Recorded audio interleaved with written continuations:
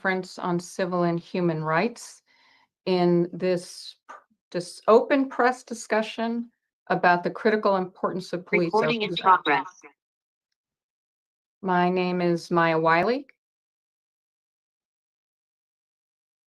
Sorry, just waiting to be up on camera.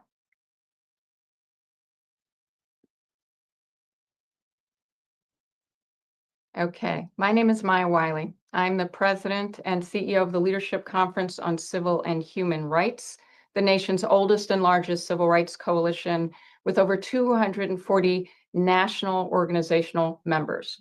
As we say and remind people often, we look like America. Our members are active all over this country and on every issue of relevance to civil and human rights.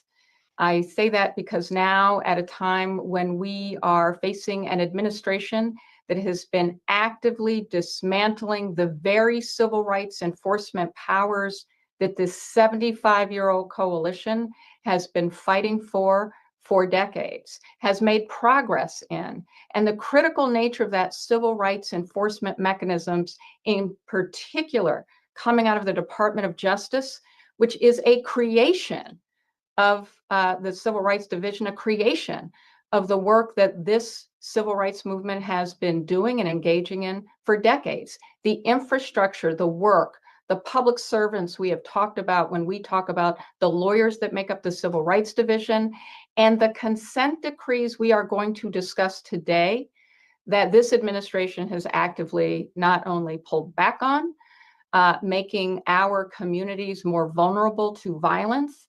It is also used explicitly in executive orders the language of, quote, unleashing policing, and unleashing policing at a time when we've made progress with agreement with police departments to say there must be better training, there must be greater oversight, there must be more data collection, there must be more efforts to ensure that there are police and community relationships, and that public safety includes being safe from police violence and crime. And we have to be plain, because the consent decrees you will hear about today from the incredibly important attorneys general who have been actively engaged in this, as well as our civil rights leaders, who I will introduce in a moment, has been fundamental in ensuring that we have the goals of true public safety. One of the other things that this administration has done, which needs to be called out, is the elimination of grants to community organizations and others intended to prevent crime before it happens and ensure that police engage in their appropriate function, and so that there is greater safety, so that there are better and more important outcomes for all people. And that whether we are in Black communities, which have been disproportionately policed and harmed, as well as needing and wanting all the prevention and services, to Latino communities, to Native American communities, but also to white communities. Because as we've seen increased police misconduct also connected to exercising our First Amendment rights to protest peacefully. Part of the consent decrees from the Department of Justice, particularly in the past administration, have worked actively to ensure that all our rights are protected in policing, including that of protest. So part of the message here is to police is the wrong message. But we're very grateful that we have attorneys general. We will be joined by Attorney General Keith Ellison, by Attorney General Tish James, Attorney General Aaron Ford, and Attorney General Kwame Raoul, all of whom will speak to their efforts to continue police accountability, despite what this administration has done. And then I'm very proud to be joined by our member organizations and leaders, Jana Nelson from the Legal Defense Fund, Derek Johnson, President and CEO of the NAACP, Juan Proano, who leads LULAC, the nation's oldest and largest Latino organization, Yasmine Kedar from the American Civil Liberties Union, Damon H Witt, who leads the leadership, I always want to make you a leadership too, Damon, because you are, the Lawyers Committee for Civil Rights Under Law. And then we will go into a Q&A. So please use the Q&A function to populate questions, and please hold your questions to the end. As I said, this is open press. We are grateful you are here for this conversation, and we will make sure you have ability to follow up and get any questions asked separately that we did not have time for today. And with that, it is my great pleasure and honor to turn it over.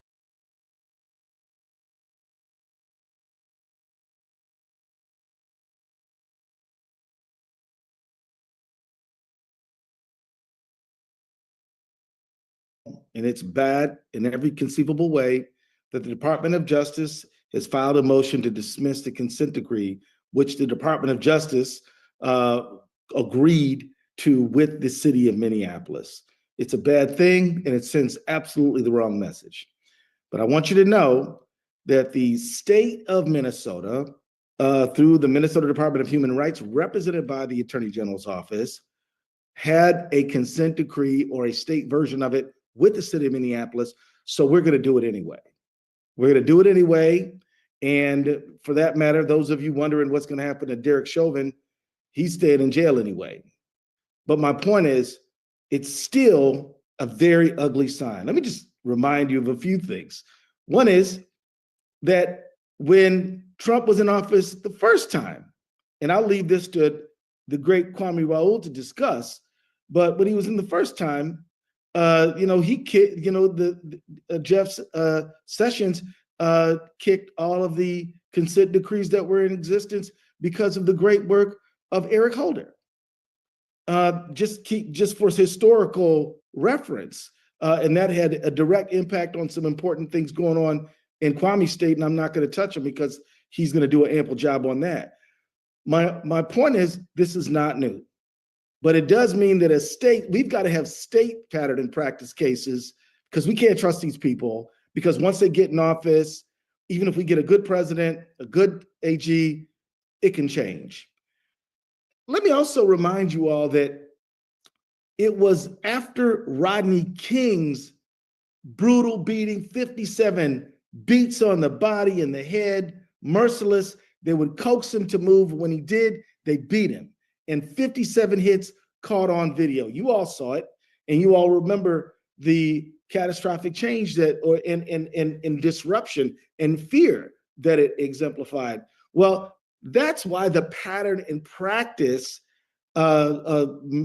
activity from DOJ is legal, because it was part of the 1994 Civil Rights Act, if you recall. That act had some things in it I don't love, but I do love this, and pattern and practice has helped numerous cities around the country. Look, it's when we all have a responsibility for public safety. We have a responsibility to help provide it and ensure it. When our communities are afraid of the people who are sworn to protect and serve them, they don't cooperate as much.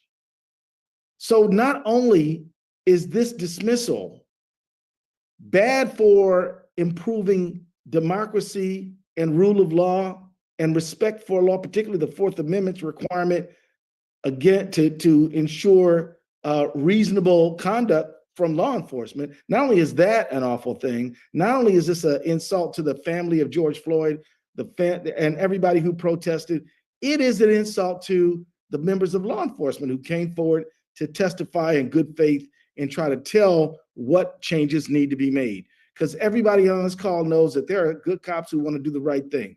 They have to work with people like Derek Chauvin. These pattern and practice cases help empower the people who want to do real public safety, and disempowers people who it disempowers the people who want to do the wrong thing. But now that this has been dismissed, it puts the bad guys back in charge again. And Minneapolis Police Department has both. I'll just say that, look, this DOJ consent decree is a result of an exhaustive investigative 2-year process where they found numerous examples of unconstitutional conduct by the Minneapolis Police Department, including excessive force, discrimination against Black and Native people, and violation of free speech rights. Maya, thank you so much for reminding us all that fighting against excessive force and bad police conduct and illegal, unconstitutional police conduct is not just a Black or brown issue. Do you know statistically more white people get killed by the police than anybody else? And so now look, our communities get killed disproportionately, but it's not as if white people don't have a problem with excessive force with policing. This is a national constitutional issue. In fact, it's an international issue. Since I've been Attorney General and since the Floyd case, I've spoken in Bradford, England, London, England, Malaga, Spain, Lisbon, Portugal on this very issue. Why? Because the people all over the world, friends, are very concerned about how to stop people with official status, agents of the state, from abusing the rights of civilians. So we look at this as Americans through a highly racialized lens. But this problem is a problem in Nigeria and a problem in Iran and a problem in China. This is a worldwide problem with people with the badge abuse the rights of people who don't have them for whatever reason. Maybe they're racial minorities. Maybe they're saying something the government doesn't like. But we've got to, here in America, do all we can to protect people's rights. So I'm going to stop talking right here, but I want you to know that we should protest this. We should speak against this, even though Trump's not going to hurt Minnesota because we have our own. It still is a sign of contempt, and it is a sign of disrespect, and it is a clear sign that Trump doesn't give a damn. And by the way, he pardoned about 1,200 thugs who tried to overturn the government, who injured 140 police officers. One of them lost an eye, several of them lost their lives. So Trump doesn't give a damn about police as individuals. This is not something to support police. This is something to support his ability to incite violence and to use that to justify state repression by his administration. With that, I'll stop and thank everybody for being here. What an honor it is to be in your company today. The main thing about this call is we're all in unity and in coalition together, and we need to be. Thank you so much, Attorney General Ellison, for all those important points. And I want to bring in my own Attorney General, Tish James, who knows a thing or two about how federal government can be weaponized against the independent oversight of state attorneys general, but also who's been very active in police oversight as well. Attorney General James, over to you. Thank you. I want to thank you, Maya and Derek Johnson, and of course, all of my colleagues, and of course, Keith Ellison, for all that you have done. I want to thank you for your, obviously, your passion, and all of my colleagues here today. Thank you for inviting me. The Department of Justice has abandoned police reform, plain and simple. They've abandoned oversight and accountability, but I will not allow public safety to become a matter of political gamesmanship. I remain steadfast in my commitment to improving policing to ensure better and safer outcomes for law enforcement officers and the individuals they have taken an oath to serve and protect. Here in the great state of New York, one of the investigations that they've decided to abandon is in the city of Mount Vernon. And we are continuing to monitor that situation and determine what actions, if anything, we can take. So we're assessing that situation. It's really critically important that individuals understand that as attorneys general, all of us took an oath, and I took an oath to defend New Yorkers and their rights and freedoms. And while the President's Department of Justice seems intent on abdicating its responsibility and duties to Americans, I can assure you that all of us, all of my fellow Democratic attorneys general and I will not. We face a lack of trust. There is a lack of trust between law enforcement and the general public. And we know that is born from a historic lack of accountability and transparency in policing. And my office has made major strides towards restoring that trust. We conducted a civil investigation into NYPD's response to the protest following the death of George Floyd in 2020.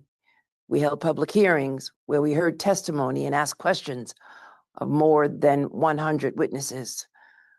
We took what we learned and we filed a lawsuit on behalf of New Yorkers under the federal civil rights laws, including claims for unlawful uses of force, arrest, and First Amendment retaliation. My office, the New York Civil Liberties Union, and the Legal Aid Society, we resolved our lawsuit in a landmark settlement in 2023 that transformed the way that NYPD responds to protest. We required the NYPD to facilitate First Amendment activity. We established a tiered protest response system. We fundamentally changed crowd management and stopped the harmful tactic known as kettling, where they basically rounded up individuals in cages. We implemented stronger training and policies limiting uses of force, pepper spray, and batons. And we improved treatment of members of the press and legal observers. And since my administration has taken office, we have created special units to increase accountability and transparency. We established the Office of Special Investigation, which investigates all deaths caused by police officers or peace officers, such as correction officers. The Office of Special Investigation prosecutes officers for criminal conduct and releases detailed reports explaining every encounter where criminal prosecution is not warranted. Our Law Enforcement Misconduct Investigative Office, or LEMIO, investigates patterns of misconduct in New York's more than 500 law enforcement agencies, and that includes correctional facilities. LEMIO investigates complaints concerning allegations of excessive use of force and other misconduct. And LEMIO also determines appropriate disciplinary action and makes recommendations. In addition to that, as all of you know, as a former city council member, I push for body-worn cameras for all law enforcement officers, but particularly those in NYPD. And that effort has expanded now all throughout the state of New York. It's important to know that all of these special offices that we've created and with body-worn cameras, which provide more transparency, are a meaningful step forward, but they are not a silver bullet. And as we all know too well, there is no silver bullet, but there is all of us standing shoulder to shoulder, hand in hand, fearless and determined to keep our communities safe. It will take advocacy groups and community leaders, sheriffs, chiefs and wardens, internal affairs and disciplinary units and civilian review boards and legislators and district attorneys. All of us have a role to play in keeping our communities safe. And hopefully one day the federal government will join us. Once again, the work is hard, but it is necessary. And if this president's Department of Justice and his Attorney General will not step up for our safety and freedoms, then it's up to the states. And I'm confident that we're up to the task at hand. Thank you. Thank you. And the civil rights community is not giving up on the federal government. We're going to fight, but we're also going to work with you, state attorneys general. And thank you for your leadership, Attorney General James. And it's my great pleasure to turn it over to Attorney General Ford, who led, even in 2020, aggressive measures in the state legislature to propose police accountability and transparency. Thank you for being here, Attorney General Ford.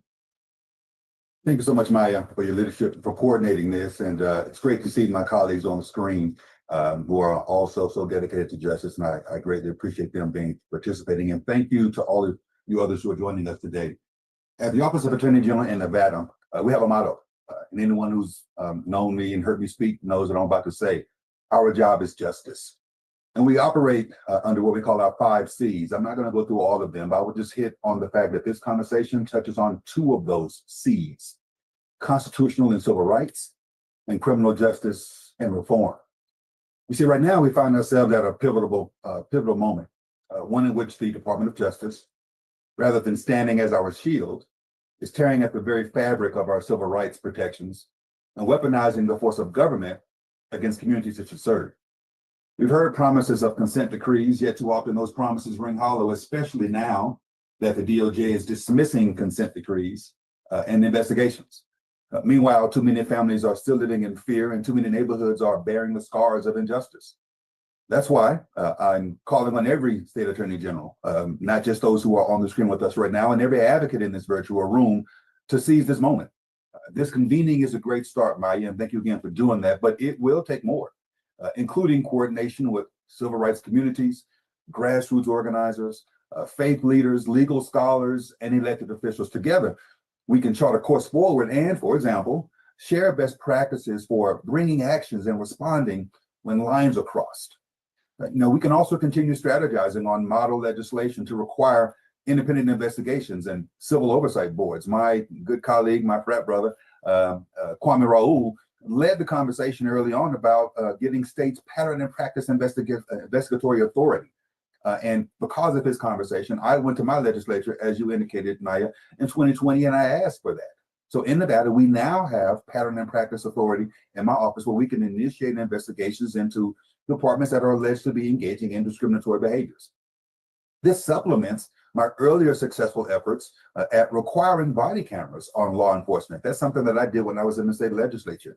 To Tish's point, these are very important components of a successful community law enforcement relationship.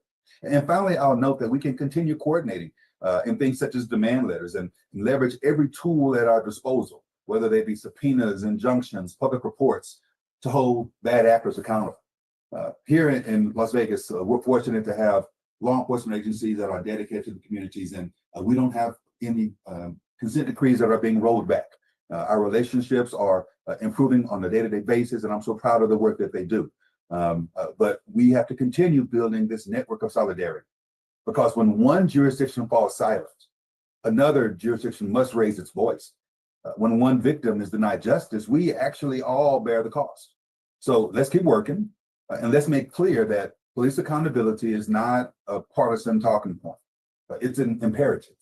And so together, we have to continue to defend our rights, to secure our communities, and to ensure that the promise of justice continues to ring true for every resident in every state. And again, thank you so much, Maya. Thank you to my colleagues and to others on the screen here for participating in this conversation. Count me in. Thank you.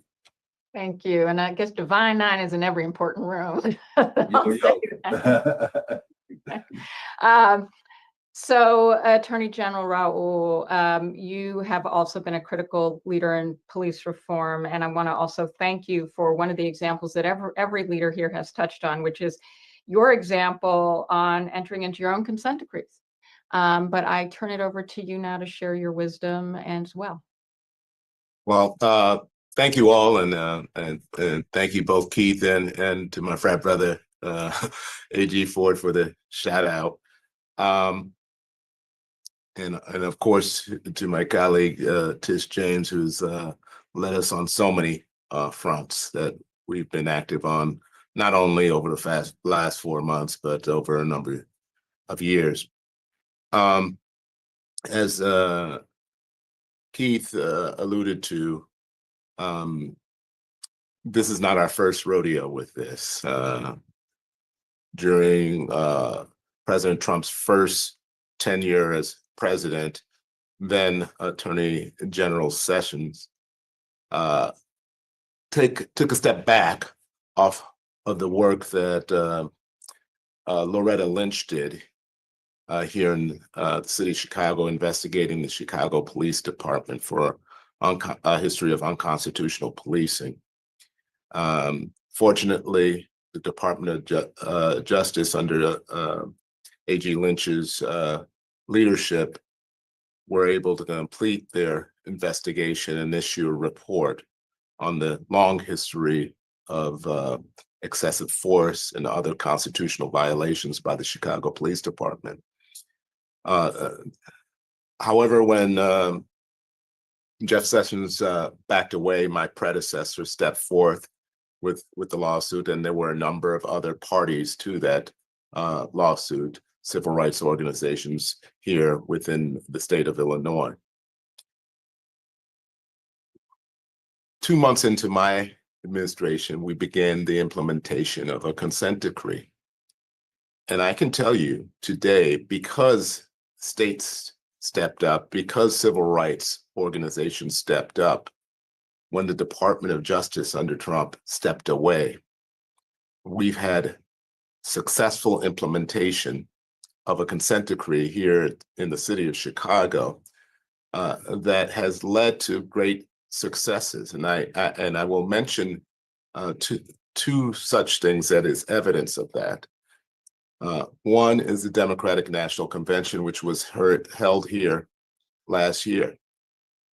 Were it not for the collaboration, were it not for the consent decree, were it not for the engagement of civil rights organizations as well as the Attorney General's office and making sure that folks had a right to express their First Amendment rights, yet we were able to maintain order, that everybody enjoyed the convention we hosted last year. That came about as a result of years of work. Initially, there was resistance from the Chicago Police Department leadership. Now we have a superintendent that fully invests in the notion of constitutional policing, realizes the value of a consent decree implementation to officer wellness, to officer training, to community police relationships. And as a result, 2 weeks ago, I attended a Chicago Police Department recognition ceremony that I had attended in the past, where awards were historically given out to people who may have been shot in the line of duty or have had to use force to apprehend offenders. There were a number of awards given out because of officers' de-escalation, successful de-escalation. Now, that is a product of pursuing constitutional policing. Patterns and practice investigative authority was mentioned, and we were able to get that authority from our legislature, and we've exercised it in the city of Joliet. And we just completed an investigation several months ago, and we're at a stage of negotiating with the city and the police department. I mention all this evidence as reason to be hopeful and confident that, notwithstanding the fact that the Department of Justice is stepping away, the states collaborating with community and civil rights organizations can step up into the gap, and we will. Thank you for convening this. Thank you so much. And thank you all for sharing that important leadership from the state level, from attorneys general's offices. We're looking forward to partnering more, but I do want to go now to Jana Nelson, who is the Director Counsel and head of the Legal Defense Fund. Jana, break down the consent decrees for us.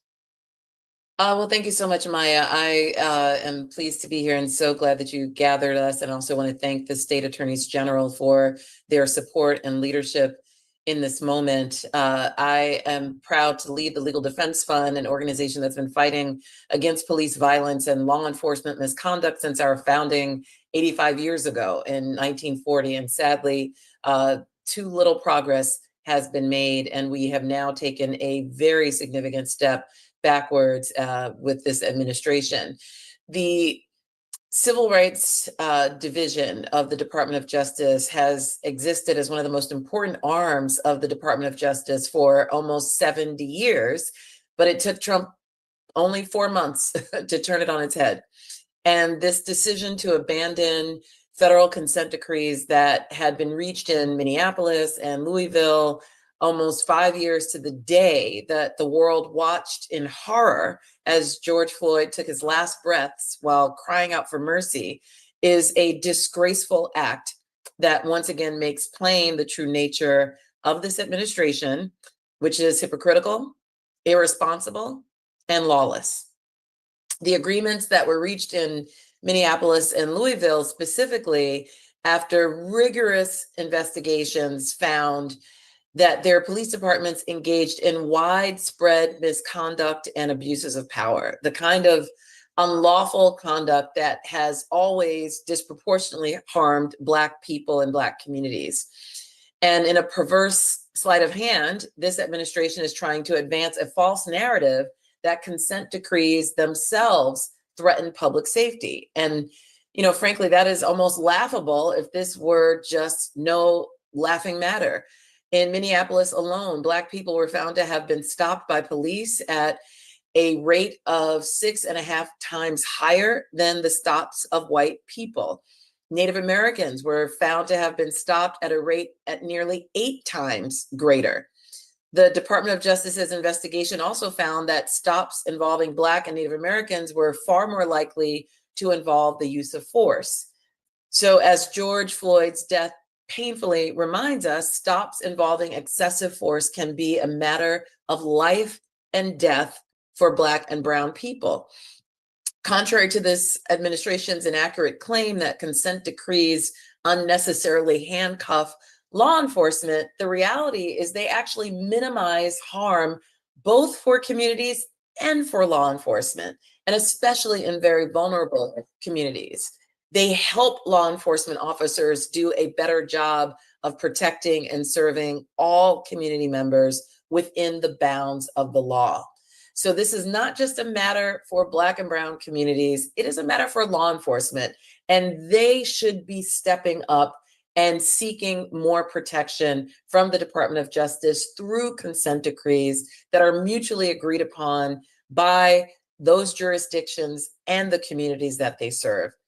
When we dismiss these truths, we are effectively allowing police officers to abuse their authority and cause untold harm to the very people that they were sworn to protect. And history has shown how vitally important it is for the Department of Justice to enter into court-approved agreements with state and local law enforcement agencies. The goal is to ensure that police reforms progress in the independent and impartial hands of a federal court and court monitor, not at the direction of political figures who are preoccupied with winning elections or may lose interest when a reform isn't politically useful, or worse, as we're seeing in this moment, want to weaponize the safety of American communities in a way that leaves all of us vulnerable. So DOJ's abandonment of its responsibilities to pursue court-ordered police reform sends us back to the days before Rodney King's vicious police beating in Los Angeles, when it set that city on fire, a time when there was no avenue for institutional reform of law enforcement, a time when officers were more dangerous than any purported criminal they pursued. And as long as LDF has existed, we have advocated against police violence against Black people, against all people, which is one of the most longstanding and dehumanizing examples of American racism. The law demands better from law enforcement. The people demand better from law enforcement, and so should our government, so should this administration, and we will not relent in demanding that of this administration. Just 5 years ago, millions of people took to the street to protest horrific police killings of George Floyd, Breonna Taylor, countless other Black people. And the fight for justice and dignity for Black people goes beyond the last 5 years. It is one that has spanned centuries. So those of us on this call, our allies, every single person who cares about our multiracial democracy must fight against this deplorable dereliction of duty by the Department of Justice. DOJ may have relinquished its standing as an arbiter of civil rights enforcement. It may have tarnished its reputation and its legacy, but we will not be deterred. We will continue the important fight for real safety and security for all of us. And there's more that can be done with the power of the people on this call and the communities that we represent. We urge presiding judges to hold the Department of Justice accountable and all relevant law enforcement agencies accountable. And we call on state attorneys general, the ones on this call who have already made the commitment, but others, no matter their party, no matter their background, to fill the void left by DOJ's refusal to protect the American people. Thank you. Thank you, Janae. And I thank you for the reminder. The estimates were between 15 to 26 million people protested after George Floyd's murder. The largest in the history of the country that's been recorded, and that was almost 8,000 separate protests. So Derek, as both a brilliant leader, thinker in your own right at the NAACP, and one who's been actively engaged in not just policing issues, but in the mobilization necessary to make change, as the NAACP always has been, share with us your thoughts. Thank you, Maya, for pulling this group together so quickly. Thank you, Janae, for really giving us a charge into all the state attorney generals. What we are witnessing here isn't a surprise. I think it was AG Ellison said they did the same thing under Trump 1. But when you add this on top of their march towards redefining the role of government in a way in which would be unrecognizable if that their current budget proposal was adopted, we are creating a cultural reality of this country that will look more like the 1950s than it should, where rogue officers, in many cases, who should not be sworn officers. We on this Zoom, we support law enforcement. We think law enforcement is necessary. The vast majority of those who are sworn to protect and serve are doing so with honor. But we have individuals among their ranks that should be held accountable. And the removal of the consent orders in targeted districts that have a track record is something that we should all be concerned about. In fact, we have some law enforcement agencies that operate more like militias than they do agencies that are sworn to uphold the Constitution. So in this environment, on top of the rhetoric that's coming from the White House, in addition to all of the attacks on everything that's based on diversity or inclusion, we will see, unfortunately, an increase of police incidents. As a community, as citizens, we should resist at all costs. I commend all of the 8 state AGs for using the tools within your toolbox to push back against the current culture and climate that's being set by this administration, because I fear what we witnessed during the first term of Trump, we're about to see the same. If you think about that 1 week of terror, you had a mass shooting in El Paso, Texas, targeting the Latino community. Within a few days, you had an attempted mass shooting at a Black church in Louisville, Kentucky, which resulted in a mass shooting at a Kroger targeting African Americans. And the very next day, a mass shooting in Pittsburgh targeting the Jewish community. It opens up a culture, an environment of hate, where you have individuals taking what they think justice in their own hands, and you have rogue law enforcement officers who are able to commit harm to people, to citizens, to communities without any accountability. So unfortunately, we are back into that era. All of us banding together is really important. We must fight as much as we can, identify solutions jointly, and recognize DOJ under this administration will not be the DOJ that it should be, to ensure that equal protection under the law is afforded to all citizens, and that we could rest assured that those bad officers who are sworn to uphold the constitutions will violate the constitutions, and there will be no accountability from this administration. But we are thankful for the AGs who are willing to step up, as we must continue to fight against the radical redefining of government, whether it's through our budget, the taking of Social Security, the taking of veterans benefits, the taking of Medicaid benefits, where many of our senior citizens will be kicked out, and now the removal of the accountability standards set by the DOJ to ensure those who are sworn to uphold the law actually do so. Thank you. Thank you, Derek, and for your leadership. And for all of you, and everyone has made reference to the fact that this is affecting everyone. That includes Latinos. We are very honored to be joined by Juan Proano, who leads LULAC, which is the nation's oldest Latino civil rights organization with members in every state and outside of the United States. And Juan, we obviously have seen both police violence in Latino communities, racial profiling by police in Latino communities, but we've also seen mass deportation and the efforts to get local police engaged in ICE activities. So share with us the Latino perspective on this and anything else that's relevant from the Latino community. Thank you very much, Maya. And thank you, Derek, for that very powerful message. So as Maya said, my name is Juan Proano, and I'm the CEO of the League of United Latin American Citizens, or LULAC, the country's oldest Latino civil rights organization. For nearly a century, 96 years, LULAC has really stood at the forefront of fighting for Latino civil rights. And today we issue a grave warning. This country is at risk of abandoning the very communities that it claims to protect. And today I have to speak out on these issues that strikes at the heart of justice and fairness in our country.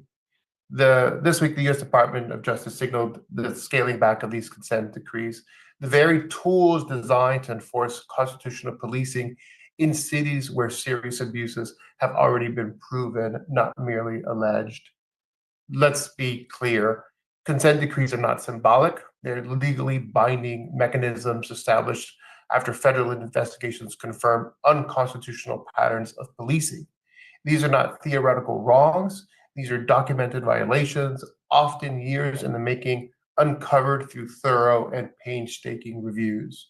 In Phoenix, for instance, where Latinos make up 42% of the population, the DOJ documented excessive use of force and discriminatory treatment, especially towards Latino youth and individuals with limited English proficiency. Similar misconduct has been identified in Trenton, Memphis, and Louisiana, areas with large Latino and Black populations. These findings include racial profiling, failure to provide language access, and systemic abuse that has gone unchecked for years. And now the oversight meant to correct these abuses is being rolled back. Across the country, more and more local police departments are being tasked with enforcing federal immigration policy, a deeply troubling trend that blurs the line between community protection and immigration enforcement. This creeping deputization of local officers pulls them into the orbit of federal agencies like ICE and U.S. Border Patrol, agencies already under fire for their own longstanding records of abuse, misconduct, and impunity. Meanwhile, the data points to a very different and grim picture. According to Axios, the rate of Latinos killed by law enforcement jumped nearly 45% over the past decade. That's not just a statistic, it's a warning sign. And yet, despite these disturbing rise, Latinos remain vastly underrepresented in conversations about police violence, even years after the murder of George Floyd sparked global protests and calls for racial justice. What happens when these consent decrees are removed?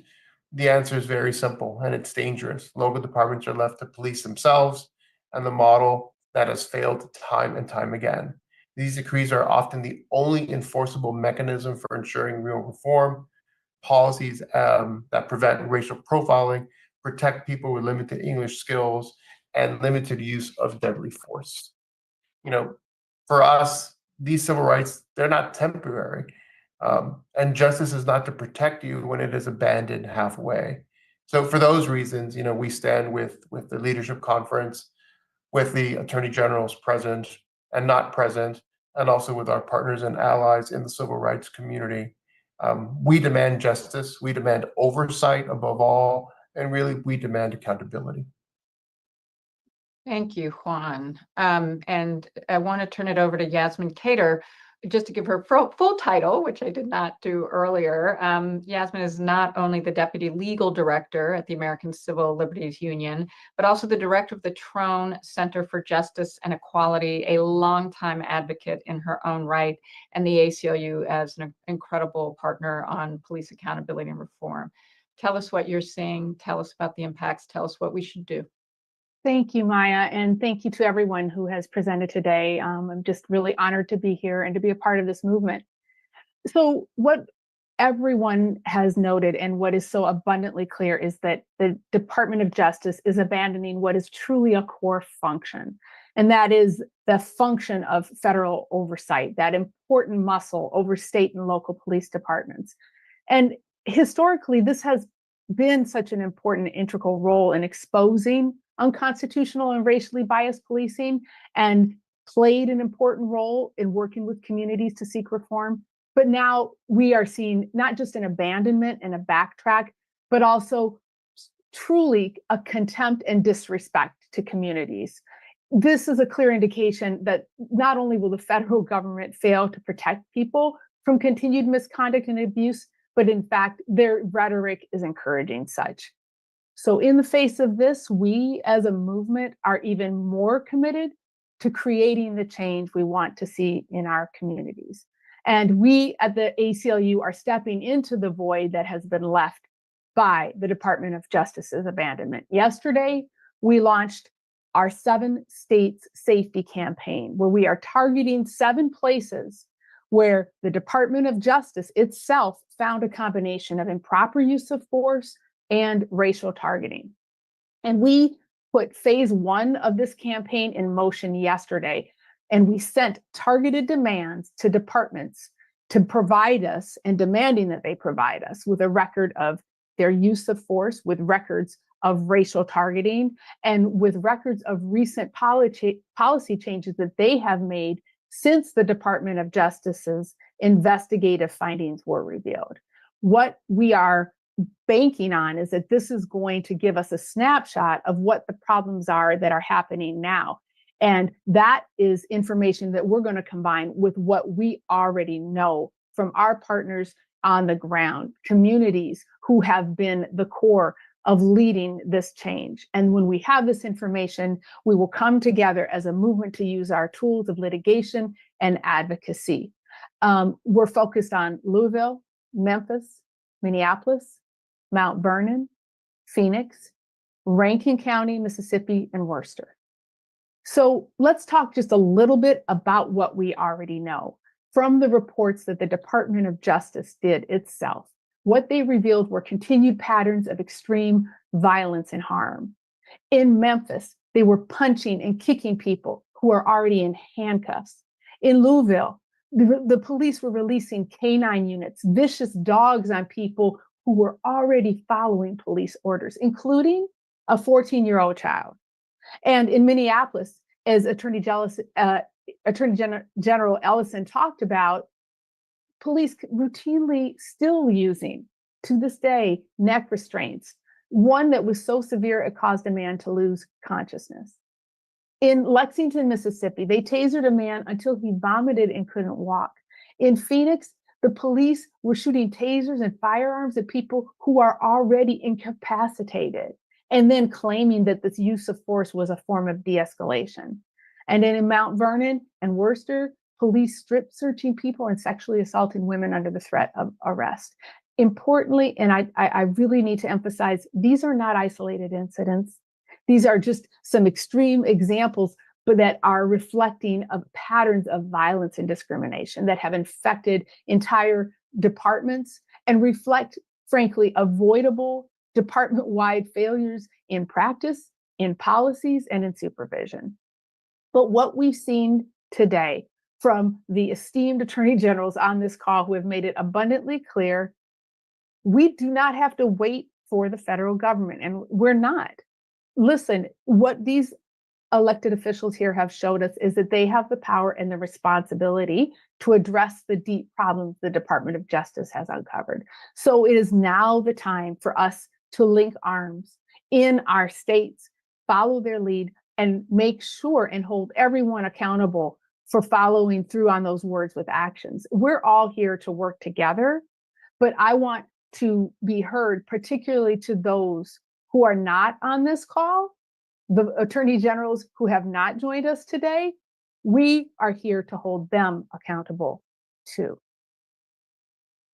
Thank you, Yasmine, for that incredible work. I will say for everyone on, we did have other attorney generals who were wanted to be with us, but could not make the time work. We have incredibly busy and important attorney generals, leaders who are actively involved and engaged with us. And to Yasmine's point, there are some others we're going to work on. But please do not take it as an indicator that there aren't many other attorneys general who are allies in this fight and leading the work from their states. And we're very grateful for them. And you will see us all working together with them, as well as the attorney generals who are on this Zoom, who've been leading the way. Last and never least, ever, is Damon Hewitt, who leads the Lawyers Committee on for Civil Rights Under Law, itself a legacy civil rights organization. Damon, you've been doing incredible work. The Lawyers Committee has on litigating. I want to help you take us home, but there's also a question in the Q&A. I think you may also want to address in your remarks if you choose, but that these announcements on retracting findings of civil rights violations in multiple police departments, naming Memphis, does this have any legal bearing for lawsuits that have been filed and amended since the report was initially released? So just throwing that in case you want to also address that, but please. Thanks so much, Maya, Leadership Conference friends, and our attorneys generals. These are America's attorneys general in so many ways, literally and figuratively right now. You know, at the Lawyers Committee, a key part of our work is to do our part to help keep Black communities safe from all forms of violence. It's really a safety analysis. It's safety from state violence by police and safety from white supremacist violence by civilian vigilantes. Both sting our communities more robustly than any other community in this country. But we also know that the experience of Black communities is a lens through which to view what can happen and what has happened, as my colleagues have said, to so many others. How can we trust the Department of Justice that makes such decisions to keep us safe from all forms of violence? How can we trust this Department of Justice to keep us safe when it's fomenting hate day by day? This is a serious problem. This decision is a repudiation of the value of Black life, the sanctity of our lives, and also common sense community safety principles. It's a repudiation of law because DOJ has responsibility. And as one of the attendees has said in the question, there are findings of fact about this is exactly what's been happening in various communities. Those findings, those truths do not go away, and they can and must be leveraged by our attorneys general, by our civil society organizations like the ACLU's project that they mentioned, and many others of us in advocacy in communities, first and foremost, but also, frankly, civil litigation, because these truths don't go away. What's happening here is a repudiation, frankly, of the American people and our own common sense. After a multiracial coalition of people took to the streets peacefully to demand justice and accountability over the past 5 years, we actually have seen changes, especially locally. There's what DOJ has done, but there's also context for that, what DOJ did in the last administration. Most of the nation's large cities actually adopted some form of alternative public safety responses to deploy supports, not just law enforcement and punitive responses for community needs, especially mental health needs. Over 30 states have enacted new laws addressing police accountability and oversight.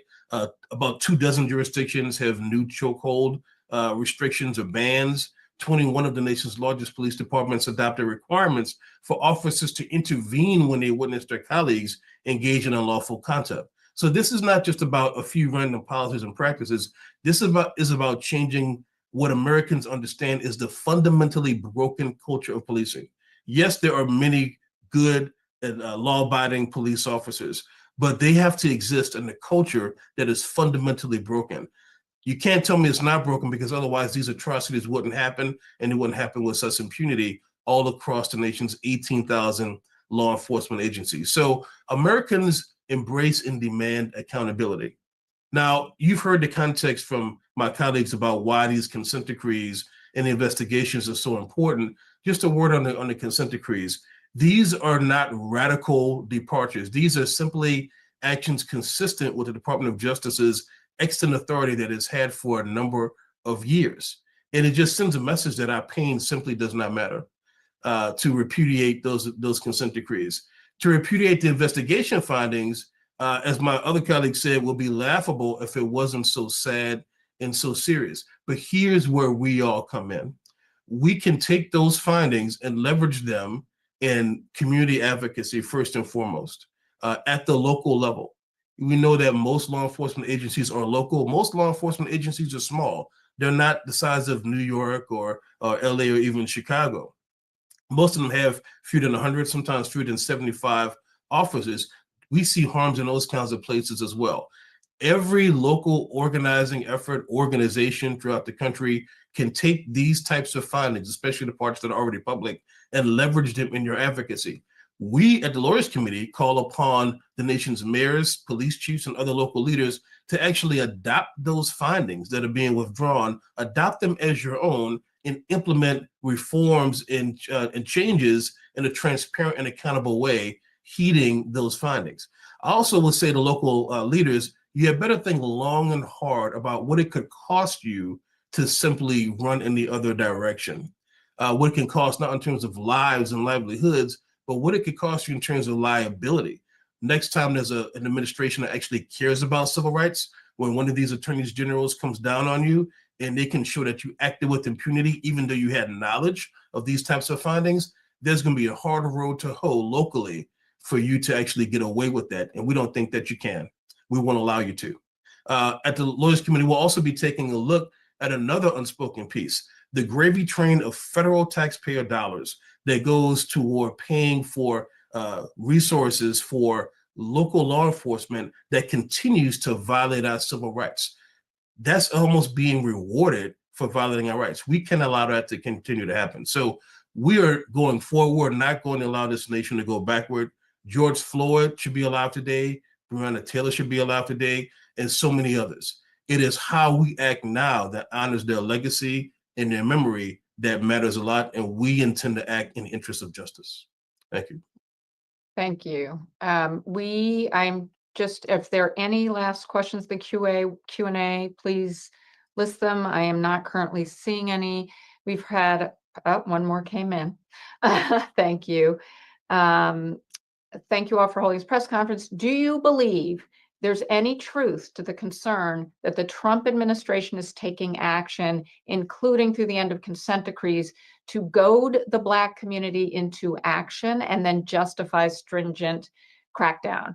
Keith, I'm going to send this your way because we have had this conversation in the threats about pardoning Derek Chauvin, and then open it up to you, Tish, and to you, Aaron. Keith? Well, let me say, I don't know any more than anyone else, but if history is any guide, we better be prepared for that possibility. And we can't stop protesting. Part of that concern is, oh, well, if he's trying to goad us into being able to justify invocation of the Insurrection Act, maybe we shouldn't protest. No, that's not the answer.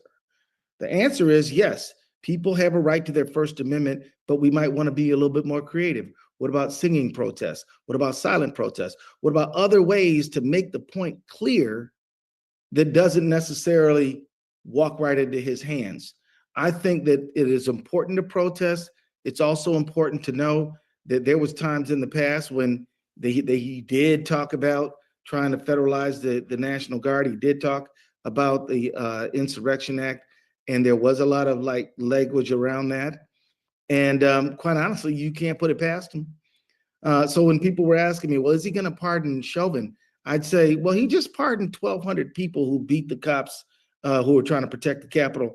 So I don't have any information that he's going to do that, but I don't think we can put it past him.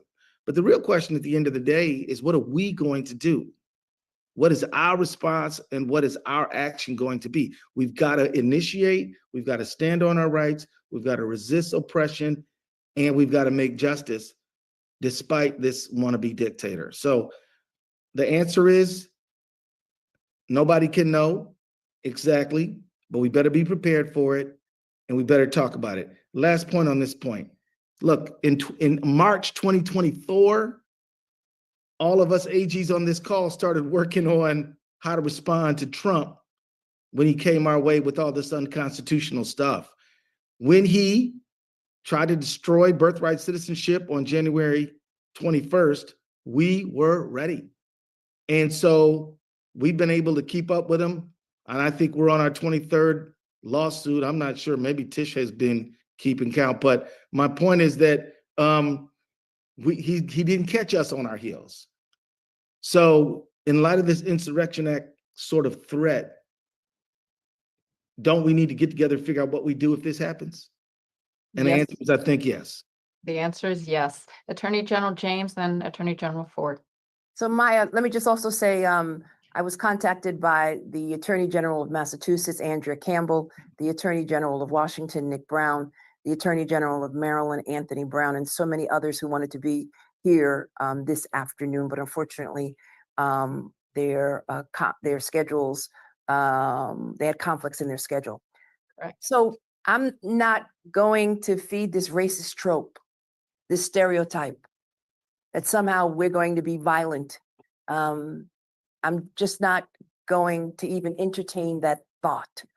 We have consistently and repeatedly all throughout history protested peacefully, and we will continue to do so. We need to flip that question on its head and ask, why is it that this administration is filled with individuals with racial animus? Why are they attacking DEI? Why did they disrespect the president of South Africa yesterday? Why did they set him up? Why are they terminating all of these individuals in the federal government? The vast majority of them are women of color. That's the question that we should be posing to this administration. We will continue to protest as we have historically done, standing up for our rights. But it's going to take state attorneys general to do the right thing and to enforce the federal law, to recognize that we have police powers, that some of our states have the ability to investigate pattern and practice, and that here in New York, we've got special powers to ensure that there is accountability and that we can heal that lack of trust which continues to exist between police and community and bring people together. That's what I'm focused on. But it's important that individuals march and continue to march peacefully and to stand up for their rights and for their liberties and for their freedom, which is under attack right now.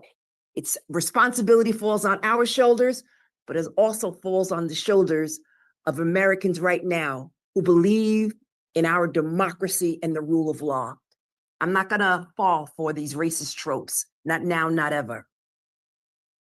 We who believe in freedom do not rest. Attorney General Ford.